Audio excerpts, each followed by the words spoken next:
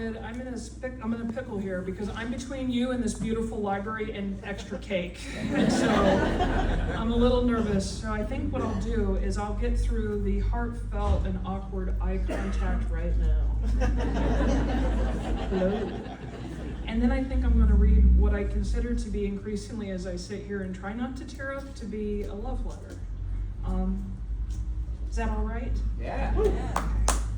Good morning, beloved. It is beyond humbling to meet you and to join in fellowship with you and to celebrate this beautiful library on this beautiful day. We doing okay so far? I think so too. This is one of the privileges of being the president of the American Library Association. Awesome folks tell you that you were invited into their communities to share the joy that is their library. And if you live in Iowa, sometimes you can drive over and come. It's fantastic. And so I want to thank you all for embracing me and allowing me to share this historical moment with you. The service year that I have had as president of the American Library Association has been quite historic. Since we started tracking book bans about 50 years ago, we've had our second highest experience this year, only 4 less than 2023. Additionally, an executive order that was seeking to dismantle the Federal Institute for Museum and Library Services happened in the middle of my year, and my association sued the federal government and won, so that our state agencies could have their federal funding back and have wonderful programs.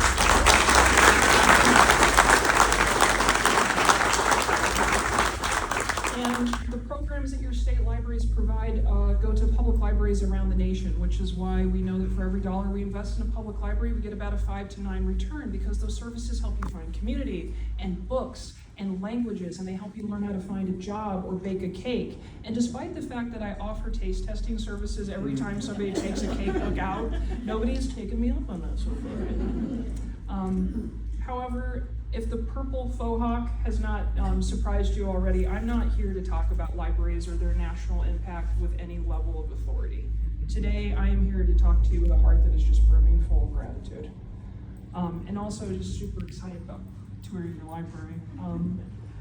Because if touring libraries across America has taught me one universal truth, it is that one person never builds a library. Not even a director. And I agree with you, Mayor Steve, you do have the best director on the planet. But not a director, not a board, not a mayor, not a donor, not even a generation. A library becomes what it is through thousands of quiet acts of belief.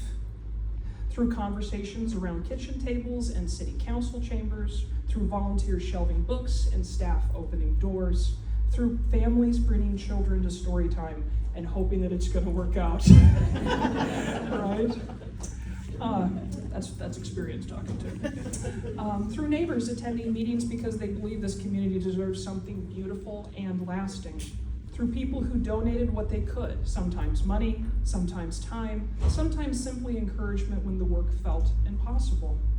And I think that hope is written throughout the history of your library. And I did a little stalking of your library, or what we like to call in the biz, reference research.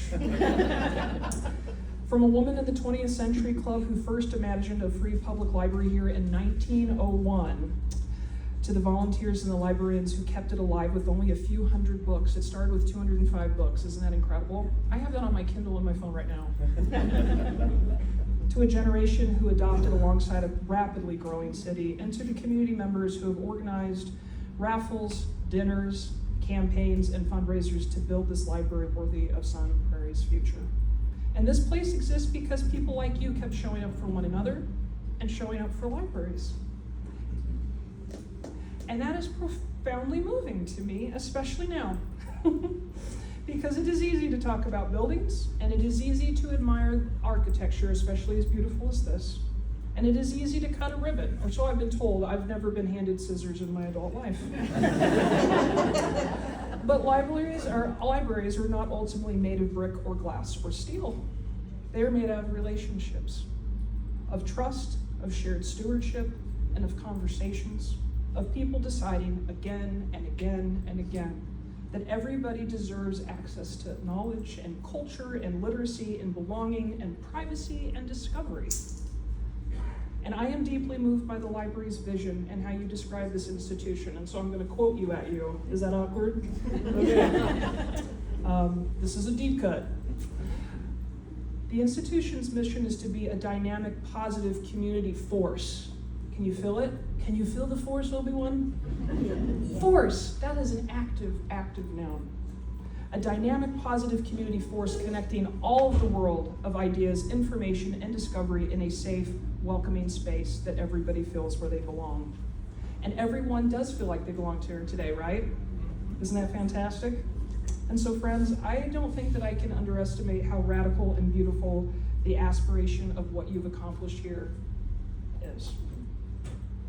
Because it didn't happen accidentally. And now I know some of the players and the names and the faces that have brought it along for almost a decade. You've created it with intentionality, through empathy and through listening. And that's why your work today reflects the library's mission.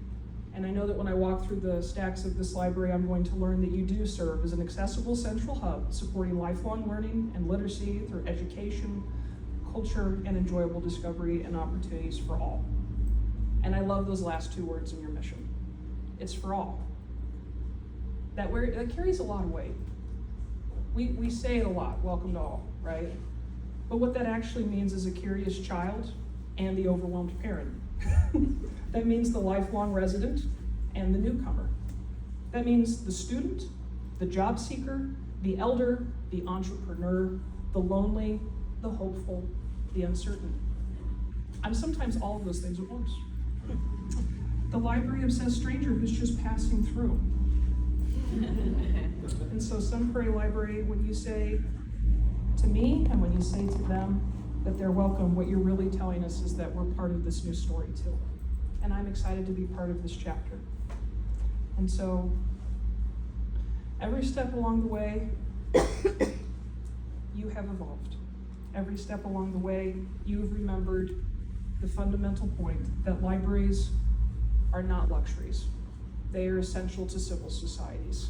They are essential so that regardless of your zip code, regardless of your economic status, regardless of your beliefs, we all have one place in American life where we belong and can participate. You are the infrastructure of human possibility, and this is all opportunity on cold storage waiting for you to breathe life inside it. And I'm excited to hear those stories, because this is where your privacy is respected, and this is where your curiosity will be encouraged, and this is where your intellectual freedom will be defended, and this is where learning and development will always belong to everyone. And perhaps most importantly, libraries remind us that communities are not places where we live, not exclusively.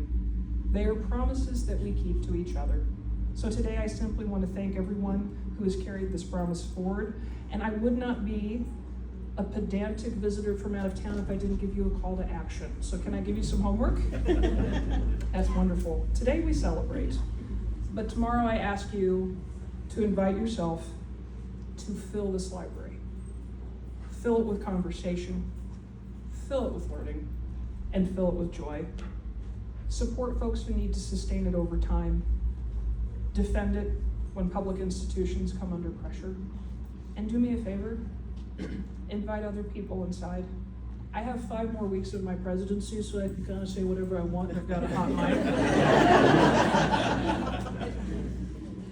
I have walked all over the planet, and I have been invited into rooms and introduced as the president of the American Library Association, and people go, and it's not me, it's not the purple hair, and it's not actually about the American Library Association. It's because in America, we have really displayed for everybody to see the best of us, that we really care about access to public knowledge and opportunity and hope, and we understand that learning is a vulnerable process and that it is only really well accomplished when we actively participate in it together.